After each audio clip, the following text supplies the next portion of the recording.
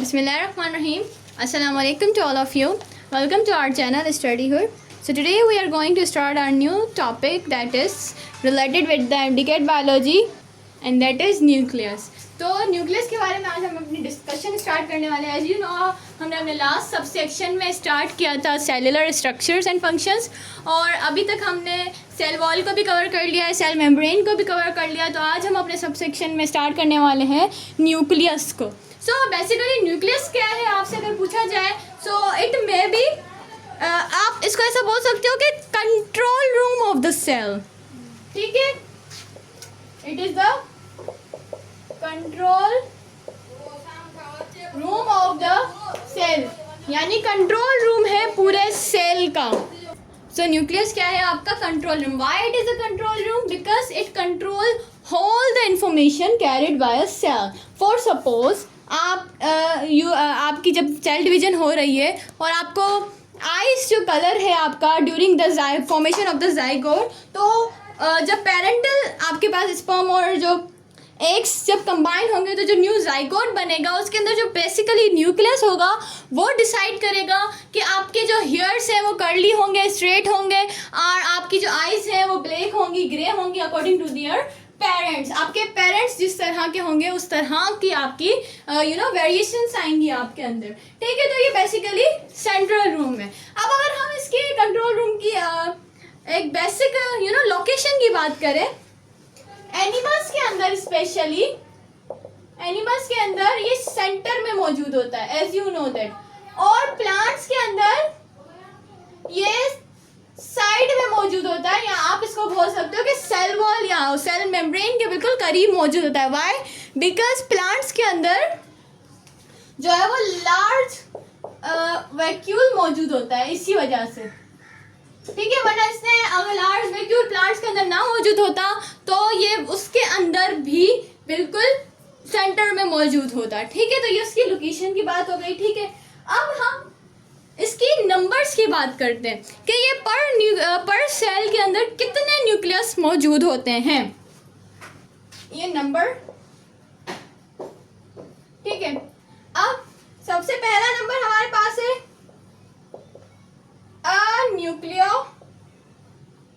Nucleate, यानी जिसके अंदर एक भी न्यूक्लियस ना हो. दूसरा आपके पास मोनो न्यूक्लिएट. थर्ड है आपके पास आप इसको डाई बोलो या आप इसको बाय बोलो, बाय न्यूक्लिएट. ठीक है, third one you have the poly या or we can set the multinucleate present. अब यहाँ पर हम सेल्स किस तरह होंगे, ऐसे सेल्स भी मौजूद होते हैं जिनके पास एक भी न्यूक्लियस मौजूद नहीं होता उनके अंदर. और ऐसे सेल्स की अगर आप एग्जांपल ले लो तो आपके पास आपके अंदर जो है वो आरबीसीज मौजूद हैं, जो आपको पता है इनकी 120 डेज की लाइफ होती है. वो क्यों होती है? जस्ट बिकॉज कि इनके अंदर कोई पर्टिकुलर न्यूक्लियस मौजूद नहीं होता, इसीलिए इनकी जो लाइफ है वो ज़्यादा नहीं चल पाती. ठीक है, अब अगर हम मोनोन्यूक्लिएट की एग्जांपल लें तो ऐसी तो हमारे पास बहुत ही ज़्यादा एग्जांपल्स आ जाएंगे जिनके अंदर मोनोन्यूक्लियस है. सबसे कॉमन जो हमारे बॉडी में सबसे ज़्यादा पाए जाने वाले सेल हैं और वो है smooth muscle cell. Smooth muscle cell, आपके जो स्मूथ मसल सेल है वो मोनोन्यूक्लिएट हैं. ठीक है, अब अगर हम बाय न्यूक्लिएट की बात करें जिसके अंदर दो न्यूक्लियस मौजूद है, तो आपको पता है इसकी एग्जांपल हमारे पास है डाई न्यूक्लिएट हाइफी. जो आपका हाइफी फॉर्म होता है जो उसके अंदर वो डाई न्यूक्लिएट होता है. ठीक है, और इसके अलावा अगर हम पॉली न्यूक्लिएट्स की बात करें या मल्टी न्यूक्लिएट, आपको पता है उसके अंदर मेनी न्यूक्लियस मौजूद होंगे. तो ऐसी एग्जांपल आपके पास कौन सी होगी? आपके स्केलेटल मसल सेल. कौन से सेल? Skeletal muscle cells. कौन से सेल्स होंगे आपके पास? Skeletal muscle cell. तो ये तो हो गई हमारी नंबर्स की बात. अब हम बात करते हैं इस न्यूक्लियस के स्ट्रक्चर की. ठीक है, स्टार्ट करते हैं डिस्कशन अबाउट द स्ट्रक्चर. अब जब न्यूक्लियस की बात आती है तो न्यूक्लियस के हमारे पास बेसिकली टू स्ट्रक्चर हैं. सबसे पहली उसकी मेम्ब्रेन, न्यूक्लियर मेम्ब्रेन आप बोलो या इसको इन्वेलप बोलो, ठीक है। बस एक लेयरिंग जो होती है। इसके अलावा आपके पास है न्यूक्लियोप्लाज्म। स्ट्रक्चर में आपके पास दो चीजें आ गई। सबसे पहले तो उसकी membrane, as you know that उसको हम इन्वेलप भी बोलते हैं। इसके बाद आपके पास आ जाती है न्यूक्लियोप्लाज्म। अब न्यूक्लियोप्लाज्म क्या है? आपके पास जिस तरह साइटोप्लाज्म मौजूद है एक जेल लाइक सब्सटेंस, उसी तरह आपके पास न्यूक्लियस के अंदर एक जेल लाइक सब्सटेंस मौजूद होता है जिसे हम न्यूक्लियोप्लाज्म बोलते हैं, ठीक है। अब न्यूक्लियर मेम्ब्रेन अगर बात की जाए तो वो सबसे पहले तो आपको पता है it is a double membrane. सबसे पहली बात ये डबल होती है, डबल मेम्ब्रेन होती है, ठीक है। दूसरी बात इट कंटेन पोर्स। इनके मेम्ब्रेन के अंदर आपको छेद मिलेंगे। वाई? क्यों? क्योंकि आपको पता है जो मैसेंजर आरएनए आपके पास ट्रांसफर आरएनए स्पेशली मौजूद है, वो जो ट्रांसक्राइब करके जब जीन को बाहर लेकर जाता है तो उन्हीं पोर्स के थ्रू वो बाहर मेम्ब्रेन के जाता है, ठीक है। अब पोर्स कितने हो सकते हैं? इट मे बी 3 to 30,000 पर न्यूक्लियस, यानी हर न्यूक्लियस के अंदर ये पोर्स 3 से लेकर 30,000 तक मौजूद हो सकते हैं। ये नंबर आपने याद रखना है for your examination point of view. अब न्यूक्लियोप्लाज्म आपको पता है कि न्यूक्लियोप्लाज्म के अंदर आपके पास क्या क्या आ जाएगा? Like you have nucleolus, chromatin material and some miscellaneous आपके पास सब्सटेंसेस आ जाते हैं लाइक आरएनए, राइबोसोम्स। तो इसके अंदर हमारे पास क्या क्या आ जाएगा? लाइक यू हैव सबसे पहले आपका न्यूक्लियोलस, और उसके बाद उसमें आ जाती हैं आपकी क्रोमेटिन नेटवर्क, क्रोमेटिन नेटवर्क। इसके अलावा आपके पास आ जाते हैं सम सेलेनियस सब्सटेंस, ठीक है, लाइक आरएनए, राइबोसोम्स, ठीक है। ये सारे सब्सटेंस जो हैं वो आपके स्पेशली न्यूक्लियोप्लाज्म के अंदर आ जाते हैं, ठीक है। तो इन सारे सब्सटेंस को भी डिटेल में स्टडी करते हैं, ठीक है। So let's continue our discussion about the nucleolus and chromatin. हमने यहाँ पर इसको बेसिकली यहाँ पे एक शीट कंस्ट्रक्ट की है for the sake of your understanding, ठीक है। तो न्यूक्लियोलस की अगर बात की जाए तो न्यूक्लियोलस आपको पता है कि वो एक भी हो सकते हैं, वन और मोर पर न्यूक्लियस। एक न्यूक्लियस के अंदर वो एक भी हो सकता है या एक से ज्यादा भी हो सकते हैं। और दूसरी बात, हम न्यूक्लियोलस को फैक्ट्री ऑफ राइबोसोम भी बोलते हैं, या अगर आप इसको असेंबली बोलो, असेंबली और फैक्ट्री ऑफ राइबोसोम। यहाँ अगर राइबोसोम्स जो हैं वो असेंबल होते हैं, वो खुद को असेंबल करते हैं फॉर प्रोटीन सिंथेसिस, ठीक है। इसके बाद अगर इसके एरियाज की बात की जाए तो न्यूक्लियोलस के अंदर 2 बेसिक एरियाज मौजूद होते हैं। अगर हम इसे सबसे पहले एक माइंड में बनाए तो ये आपके पास है, ये आपका न्यूक्लियस है, इसको हमने ऊपर से कट किया हुआ है, ओके। ये इसकी न्यूक्लियर इन्वेलप समझे जिसके अंदर ये पोर्स मौजूद हैं। इट इज 3 or more 30,000 पर न्यूक्लियस। अब यहाँ पर इसके सेंटर में बिल्कुल ये न्यूक्लियोलस मौजूद होता है। अब इसके हमारे पास 2 एरियाज हैं, 2 एरियाज यानी कि 2 हमारे पास ऐसी जगहें हैं जहां पर मेन फंक्शन होता है। सबसे पहली जगह जो है वो है पेरिफेरल,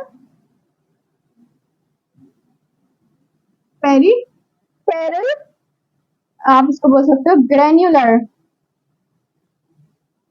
और दूसरा जो है आपके पास वो है central fibril.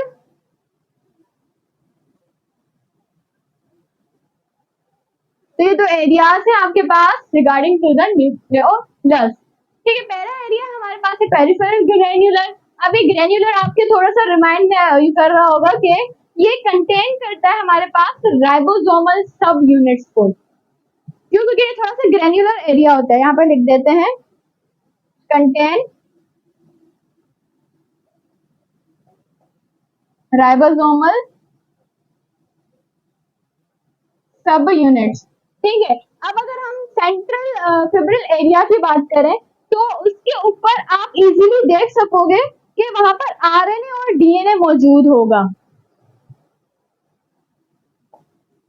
Contain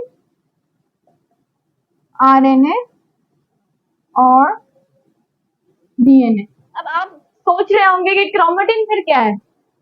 actually chromatin इसका पार्ट है, आप ऐसा बोल सकते हैं कि वो इसी के अंदर मौजूद होता है। और ये क्रोमेटिन एक नेटवर्क टाइप मौजूद होता है। जब इसकी डिवीजन हो रही होती है तो फिर ये खुद को असेंबल कर लेता है इन the form of the chromosome. तो खुद को कंफ्यूज मत कीजिएगा फ्रॉम द टर्म क्रोमेटिन। अगर हम क्रोमेटिन की पर्टिकुलरली बात करें तो क्रोमेटिन आपको पता है कि it is a condense form of the chromosomes. यानी कि अगर आप इसको कंडेंस करें, असेंबल करें, कंडेंस, अगर आप इसको कंडेंस करोगे तो it will form the chromosome. कब ये क्रोमोसोम फॉर्म करता है? During cell division. Cell division के दौरान ये अपने आप को कंडेंस करता है, और जब ये इसके कंडेंस कर लेता है तो ये एक पर्टिकुलरली क्रोमोसोम फॉर्म कर लेता है। ठीक है, अब अगर हम क्रोमेटिन की बात करें तो हमारे पास ना क्रोमेटिन के बेसिकली 2 टाइप्स आते हैं। ओके, हमारे पास क्रोमेटिन के 2 टाइप्स मौजूद हैं। सबसे पहला है यूक्रोमेटिन क्रोमेटिन, दूसरा है आपके पास हेटेरोक्रोमेटिन क्रोमेटिन। अब ये अपने लफ्ज से ही बता रहा है, यू मतलब as you know that it is true, और हेटेरो यानी डिफरेंट। ठीक है, अब ये यूक्रोमेटिन और हेटेरोक्रोमेटिन ये क्या है? एक्चुअली यूक्रोमेटिन वो क्रोमेटिन अगर इन केस वो आरएनए आए और खुद को ट्रांसक्राइब्ड करे, ठीक है, यानी कि वो जीन को कॉपी करे, तो ऐसी क्रोमेटिन, वो क्रोमेटिन जो ट्रांसक्राइब्ड हो सके, विच इसको रेस्ट कर देते हैं, which can be transcribed is called euchromatin, and which cannot be transcribed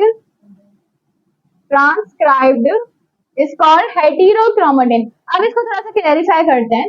सबसे पहले क्रोमेटिन हमारे पास क्या है? क्रोमेटिन हमारे पास एक नेटवर्क फॉर्म है। अगर सेल डिवीजन होती है तो फिर ये क्रोमेटिन खुद को कंडेंस करते हैं या असेंबल बोल सकते हो, तो ये एक पर्टिकुलर क्रोमोसोम्स बनाते हैं। ओके जी, अब क्रोमेटिन हमारे पास 2 टाइप्स के मौजूद हैं। एक है हमारे पास यूक्रोमेटिन, एक है हेटेरोक्रोमेटिन। अब जो आरएनए अंदर आएगा वो इसको कॉपी करने की कोशिश करेगा। ट्रांसक्रिप्शन जो होती है, ट्रांसक्रिप्शन का जो प्रोसेस होता है, ट्रांसक्रिप्शन का प्रोसेस आपको पता है। ट्रांसक्रिप्शन जो प्रोसेस जो है, ट्रांसक्रिप्शन के प्रोसेस के अंदर डीएनए से आरएनए ने बनना है, एज यू नो दैट। ठीक है, डीएनए से जब आरएनए ने बनना है तो उस प्रोसेस को हमने ट्रांसक्रिप्शन बोलते हैं। तो जब यूक्रोमेटिन होता है उसके अंदर ट्रांसक्रिप्शन नहीं वो कर लेता है। यानी अब देखें, आपके पास हम एग्जांपल ले लेते हैं इन 3 मार्कर्स की।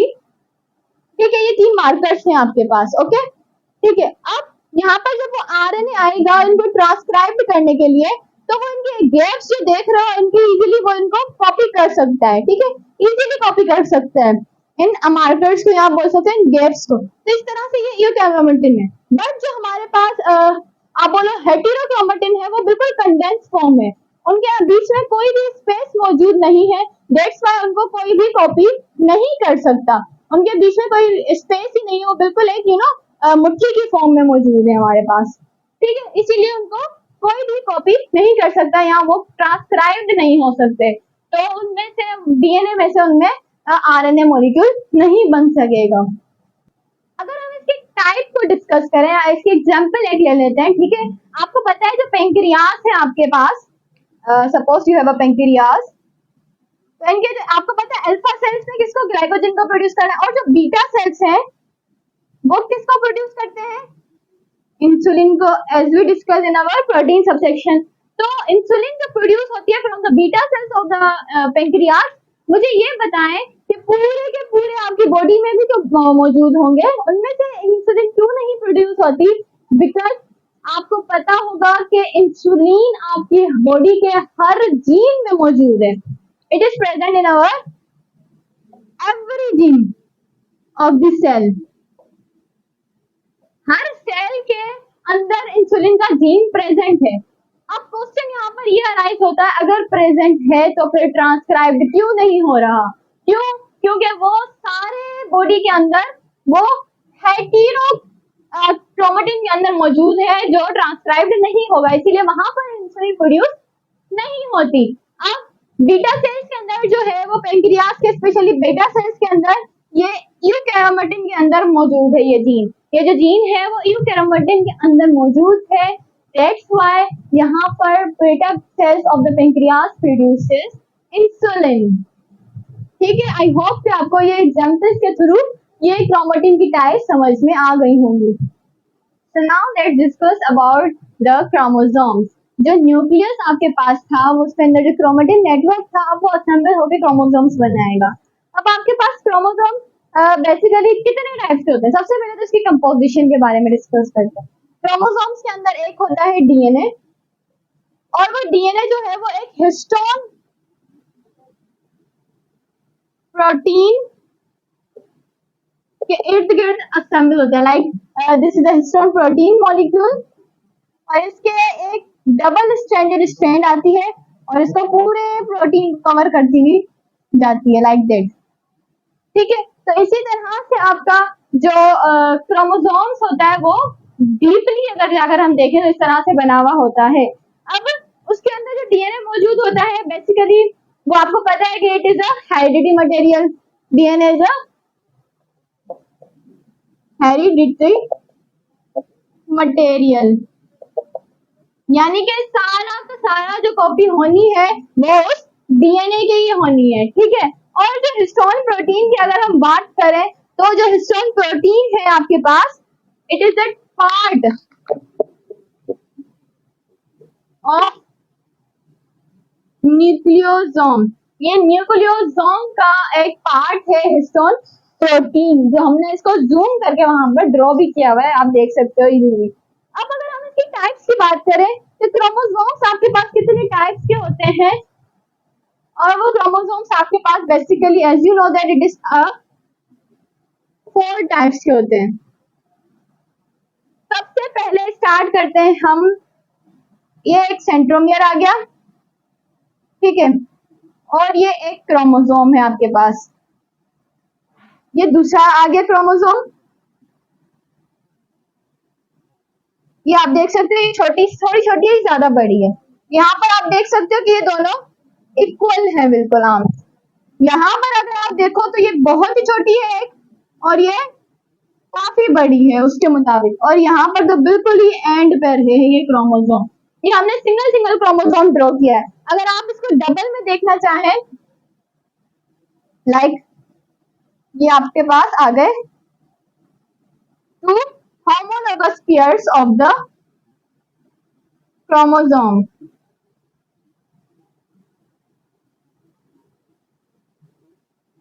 ठीक है, यहाँ पर इसके अनइक्वल बना देते हैं और यहाँ पर इसके डबल्स। ओके, अब इसको थोड़ा सा नेमिंग कर देते हैं। अब जिसका सेंट्रोमियर बिल्कुल सेंटर पर मौजूद हो, सेंटर पहली पॉइंट आपने क्या देखी, सेंट्रोमियर कहाँ मौजूद है, सेंटर पर। दूसरी पॉइंट आपने इनकी आर्म्स के बारे में देखना है, इनकी आर्म्स आप देख सकते हो इक्वल है, इनको हम क्या बोलते हैं, आर्म्स। तो ये हमारे पास है मेटासेंट्रिक। ओके जी, अब यहाँ पर आप देख सकते हो एक आर्म थोड़ी सी छोटी है, एक उससे बड़ी है, लेकिन इनका सेंट्रोमियर थोड़ा सा ऊपर चला गया, इनकी अनइक्वल आर्म है, इक्वल आर्म्स। तो ये आपके पास क्या हो गया, मेटासेंट्रिक के बाद ये सब मेटासेंट्रिक, सब मेटासेंट्रिक। इसके बाद अगर आप देखो तो विथ अनइक्वल आर्म्स, इनके अनइक्वल आर्म्स तो है but one short arm and one long arm, ऐसी प्रॉपर्टी को हम नाम देते हैं एक्रोसेंट्रिक। और जिसका सेंट्रोमियर बिल्कुल एंड पर हो, सेंट्रोमियर एंड पर मौजूद हो, ऐसे को हम बोलते हैं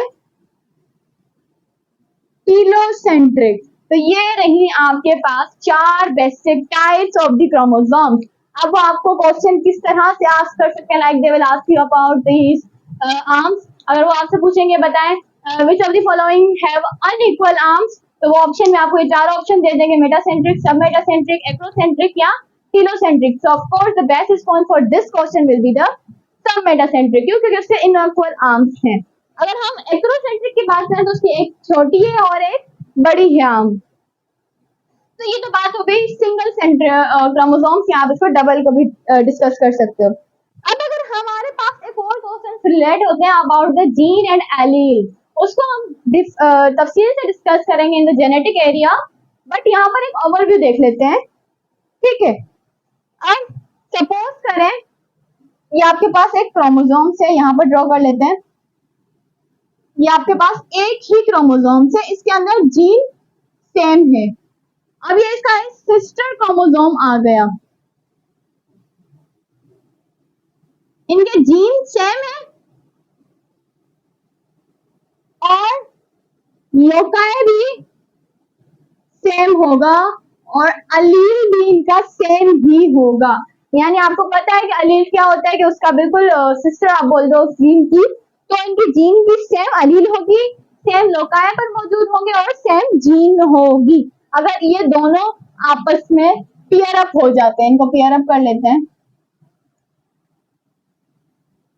ठीक है। अब अगर आपके पास एक केस आता है लाइक दैट कि एक क्रोमोसोम है आपके पास, for suppose it is a father parent chromosome, this is a mother chromosome। अब ये दोनों ने कंबाइन होना है, ये दोनों जो होंगे, अगर सपोज कर लेते हैं कि इनका जो जीन है, फॉर सपोज वो पहले वाले का जीन आप सपोज कर लेंगे वो हाइट का जीन है, ओके जी डन। अब जो दूसरे वाले हमारे पास जो नीचे है वो भी होमोलोगस पेयर है, वो भी समझ ले कि जीन भी सेम है, ठीक है। अगर हम समझ लेंगे इनके अंदर जीन सेम है, यानी सपोज करें इसके अंदर हाइट का है जीन, इसके अंदर भी हाइट का जीन है, इसके अंदर भी सेम जीन है, बट यहाँ पर जो अलील होगा वो आपका डिफरेंट अलील होगा, या और डिफरेंट लोकाय पर भी मौजूद हो सकते हैं, ठीक है। तो ये थोड़ा सा बेसिक था, और अब हम इनको नन सिस्टर क्रोमैटिड्स भी बोल सकते हैं, ठीक है। इन दोनों को हम क्या बोलेंगे, these are the non sister chromatids. Chromatids आपको पता है कि सिंगल आप बोलते हो इसको एक क्रोमैटिड बोला जाता है, ठीक है। और जब दो क्रोमैटिड्स बनते हैं तो pair of the chromatids form a particular chromosomes, as you know that, ठीक है। तो ये था हमारा सिस्टर क्रोमैटिड और नॉन सिस्टर क्रोमैटिड, और इसकी जो जीन्स की दो छोटी छोटी टर्म्स थी वो भी आपने अच्छे से याद रखनी है। अब अगर हम इसके सेल साइकिल की बात करें, पर्टिकुलरली इसको तो हम माइटोसिस और मियोसिस के टॉपिक में डिटेल से स्टडी करेंगे, बट अगर हम छोटा सा ओवरव्यू देख लें रिगार्डिंग टू द क्रोमोसोम्स, कि क्रोमोसोम्स बेसिकली डुप्लीकेट कब होते हैं, तो आपको पता है कि यहाँ पर हम इसको रेस्ट कर देते हैं पहले, ठीक है। तो आपको पता है ये होता है हमारा माइटोसिस, और माइटोसिस के बाद होती है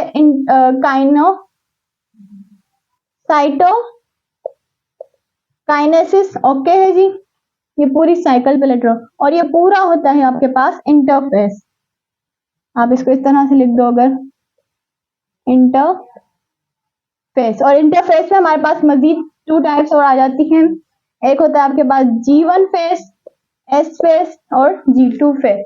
तो ये आपके पास है एक particular cell cycle of the किसी भी सेल की साइकिल होती है, ठीक है। उसने बाय द एंड फिर उसकी माइटोसिस हुई, फिर उसकी साइटोकाइनेसिस हुई, फिर G1 फेस में आया, उनके पास क्रोमोसोम्स अभी तक सिंगल थे, ठीक है।